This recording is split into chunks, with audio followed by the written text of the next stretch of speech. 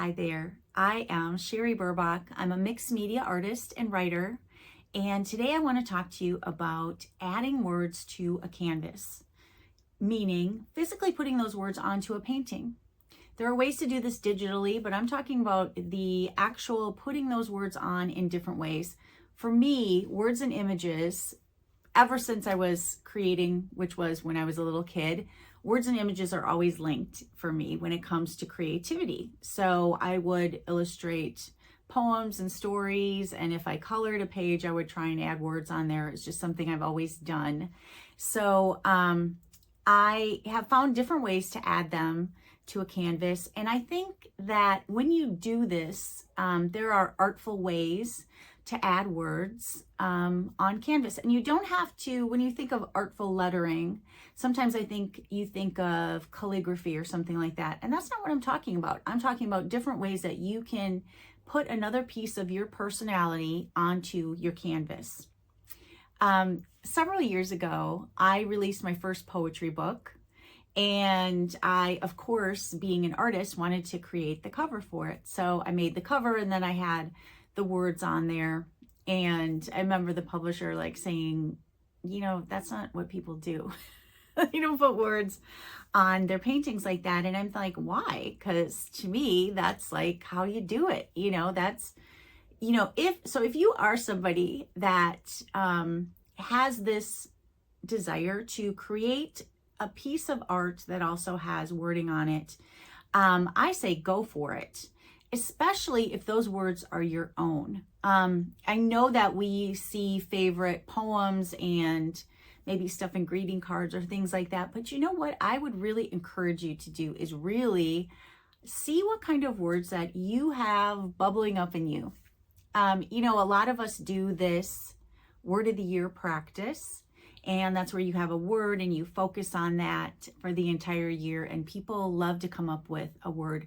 So if you are somebody that's not sure that you could create your own words or create your own poetry, I say focus on one word first. What word is sticking out in your mind? We've all got one that sticks in there, and you know what? Use that as a starting point and see if you can add it in an artful way on a canvas that would then enhance the rest of the picture. So when I'm talking about adding words to your images, it is in a way that then completes the picture. So it's not just like putting something on there. It's a way where it all brings it together. The words and the images combine. I have a few favorite ways to do it. I'm going to show you 6 different ways. And I really do encourage you to start thinking about your own words, start thinking about your own, perhaps, poetry. Everybody can write something. Everybody can write a word that is meaningful to them, or poetry that is meaningful to them. Every once in a while, I hear from people, I can't do creativity. I can't do writing. I'm not a writer. I'm not an artist. When we start thinking like that, you know what, you guys, that's the headspace where you're not going to create. And I say, who needs that? Of course you can. Your stuff is going to look different than somebody else's. That's not the point. The point isn't to copy somebody else. It's to get inspired to create your own work in this world. And if you're somebody that enjoys words and images, here's one way you do that. So here are 6 ways to add words to a canvas. I'm going to start with my favorite way to put words on canvas, which is by alphabet stamping. I use primarily Stays On ink for this. It's a permanent ink that works really great. And I use alphabet stamps in a variety of different fonts and in a variety of different sizes. And you can get them anywhere. Craft stores, art stores, you can get them online. And what I like to do sometimes, and you'll see a smaller font that I have there, smaller size and different font. I like to vary the sizes and the kind of lettering that I use. When I'm putting that word wonderfully on there, you can notice that that is like a cursive type of font. So I like to mix it up because I feel like that can really add an artful element to your painting. Now, what I'm doing on there is I'm putting the word fearfully, and fear is in larger lettering, and then the rest of the word is in that smaller lettering. And one by one, I am stamping the alphabet stamp in there, stamping it in the ink, stamping it on the painting. Now you'll see what happens is sometimes with alphabet stamping, it catches the edge of the stamp. Some of the ink will go and it'll look a little, there'll be like a smudge under one of the letters, as you can see, especially on that W. So what you do is you wait for this to fully dry. Always wait for your ink to dry before you go over it again. Otherwise, you'll just make it worse and kind of like spread that dark ink all over.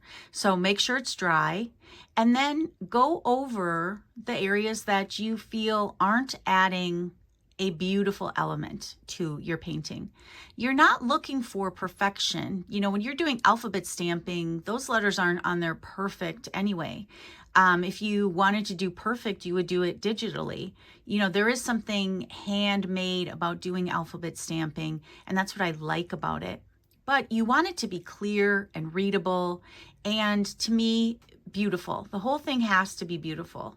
So what I'm doing here is going over with, and this is fluid acrylic that I'm using Golden brand. I have a quinacridone red and a Titan buff. So it's a red and kind of like a beige color. And I'm going back over this area that I've stamped on, back and forth until I get a color that I like, one that blends well with the background and one that helps those elements that I didn't like about the stamping blend. So in other words, I am covering up those little edges, that dark edges that catch on the edge of the alphabet stamp.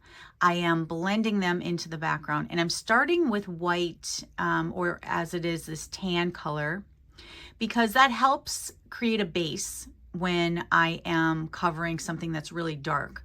So I've got black ink. I'm going to need to put a little bit of a white base over it in order to make it blend more easily into the background. Now I'm adding the red and blending it right on the canvas.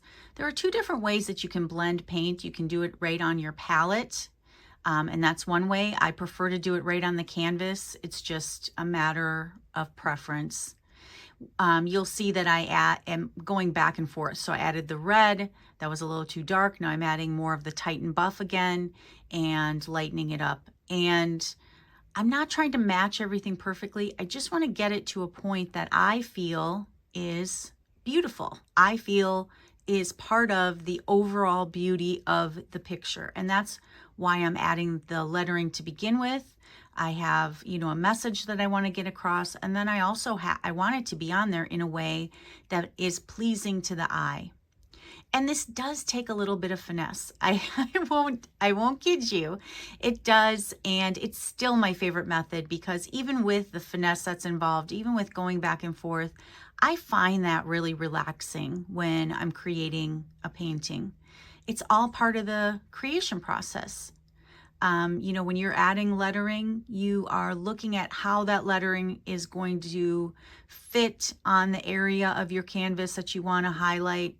You're looking at how you want to highlight those words. You might want to use capitals for one of the words. You might want to use, as I did, kind of a cursive writing for one of them to make it different. And when you're doing all this, you know, it's all part of the overall creation of the picture. So it's not an afterthought to me. This is all part of the process. I'm using emulsion with a very small brush and very little water. That's the other thing you want to be careful of.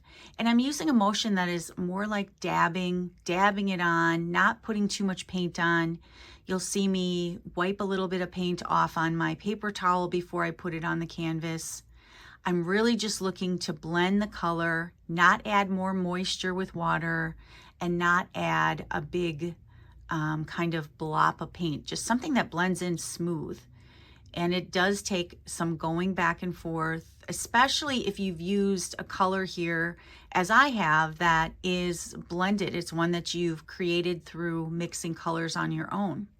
If you use colors right out of the tube, then it's easy to cover up any elements you don't like, because you can still just use the color that's in the tube. But if you're like me and you create your own colors while you're on the canvas, this is how you go about taking anything you don't like from that alphabet stamping and really making it blend into the background so that the overall effect is something that is pleasing to the eye. And there's the finished version. The next favorite thing I like to use are book pages. I love books anyway. Having book pages illustrate a poem or a thought, I feel, is really great. I use golden gel medium for this process. And I've got some words over to the left of that little tiny painting. And on that area of the trunk of the tree, I'm just thinking it's begging for words. So I decided to put grateful prayers in her roots. Those are the words I've chosen. And what I've done is chosen them out of a book, and I've cut them very small. You could also rip pages out. It depends how you want to, have that look on there. I like that the pages that I'm using are all just so different. The fonts are different. Even the color of the page is different. To me, that adds some interest. Now I have a foam brush that I'm adding this on with. So the process is you add a little bit of gel medium to the canvas, and then you put the word or the book page over, and then you add a little bit of gel medium over the top of it to protect it. And as you can see, you have to be very careful. I've brushed that other word off, so I have to go and reapply it. So when you're using this, be very careful. Use a gentle touch. You could also use a paintbrush to apply this.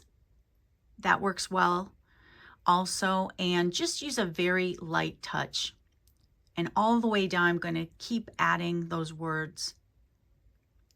Now you'll note that there is kind of a white area that looks like this will all dry clear. So you don't have to worry about it being white or discolored. It dries clear, and those words do stay on there. I've had people buy paintings from me like this, and they last for years and years, as long as the painting lasts. This all, especially when you protect it over the top like that, it's all part of the painting. It becomes permanently part of it.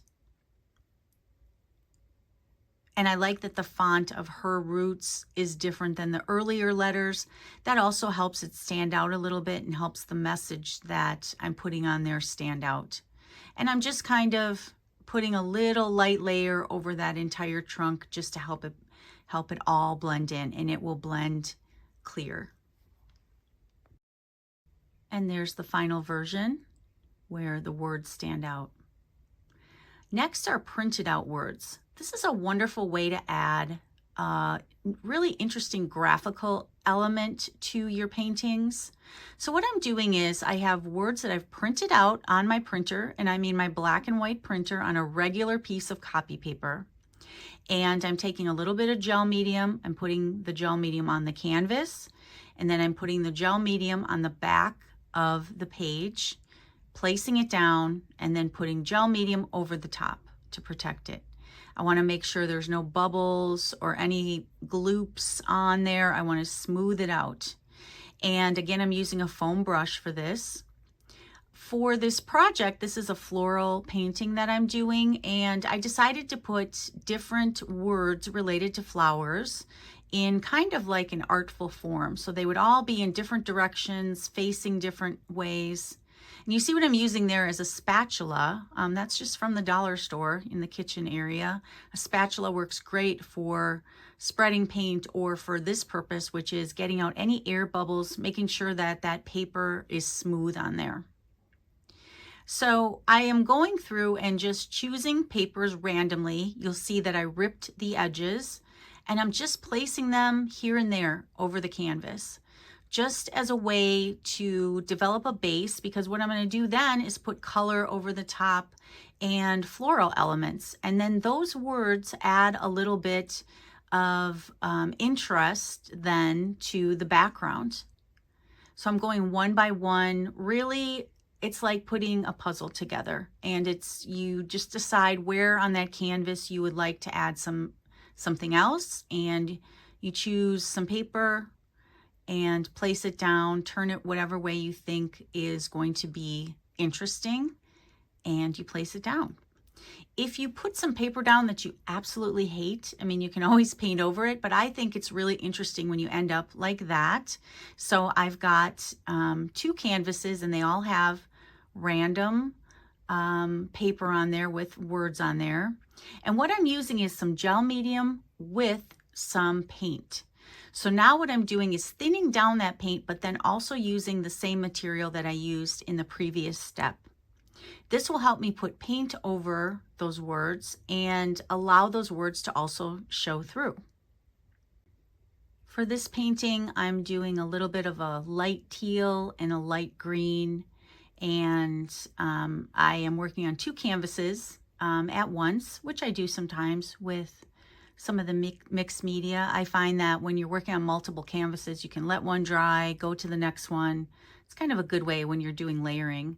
And as you can see, the paint goes on thinly and allows you to see those words through. So what I'm going to do is put a light layer of that teal, a light layer of the green, kind of meet them in the middle so it comes down the painting. And then I'm going to put floral elements over the top of it. And you'll see in the final version, the words stand out in the background and really help highlight what that painting is about.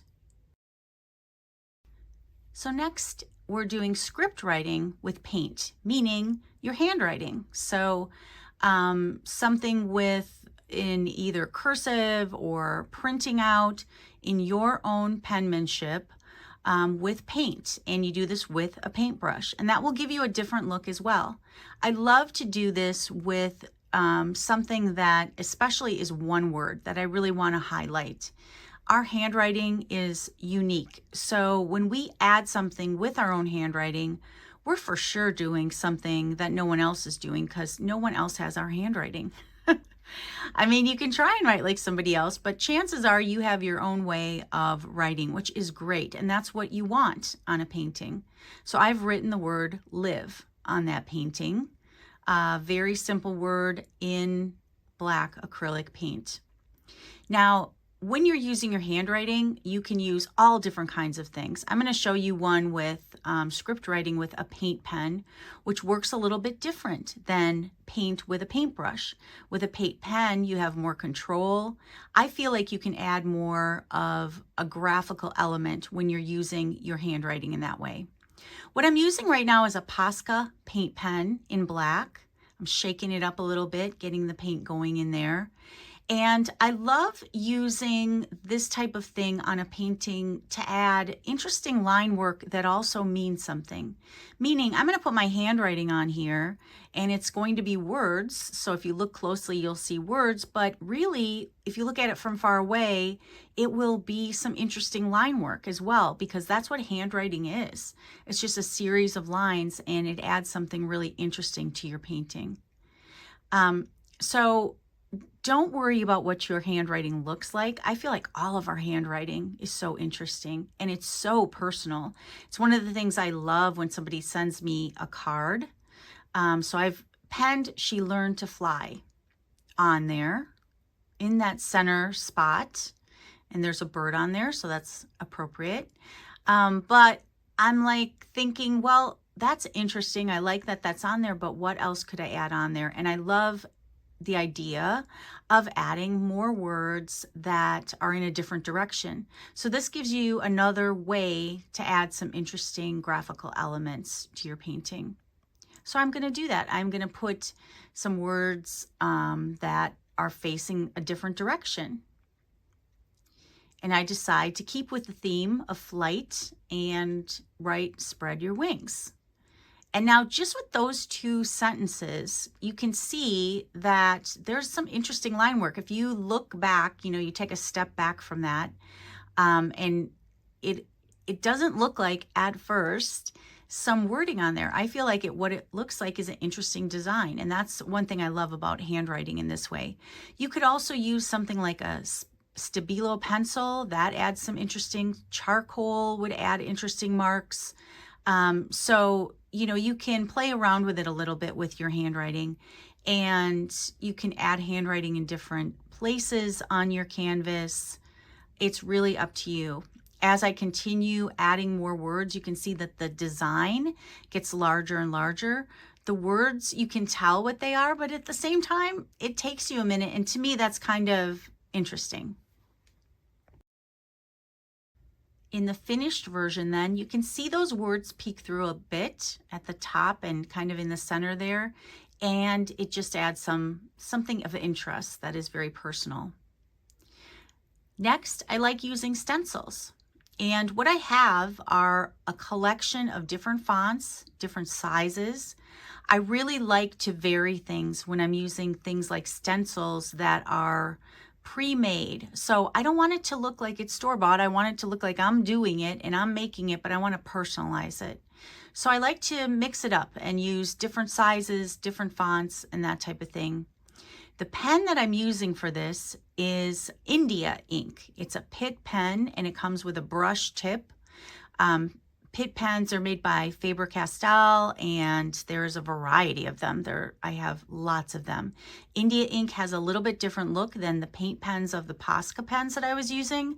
So I like using that for stenciling because I think it softens the look, and that brush tip allows me to get into that area of the stencil. So I have good control then over what I'm putting down on the canvas.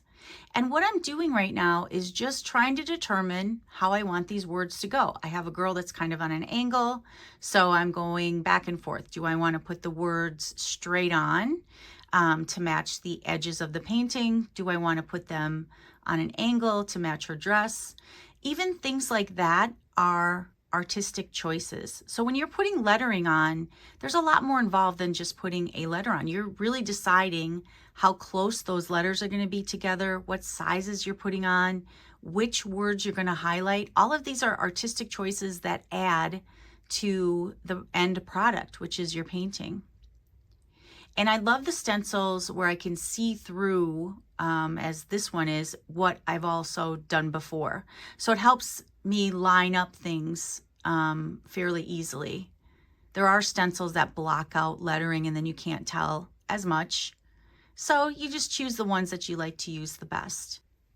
And I'm going to speed it up a little bit to show you the rest of it. But I'm using different fonts. I am imagining, where they will go. I'm really thinking through the choices that I'm putting on there, including the types of words that I use.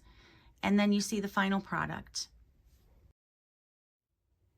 I hope you found those inspiring, and I am really curious to see what you guys are going to create next. So tag me on social media, get out there, put your words and images out there in the world, and bring some new art into our world, and let's help inspire each other.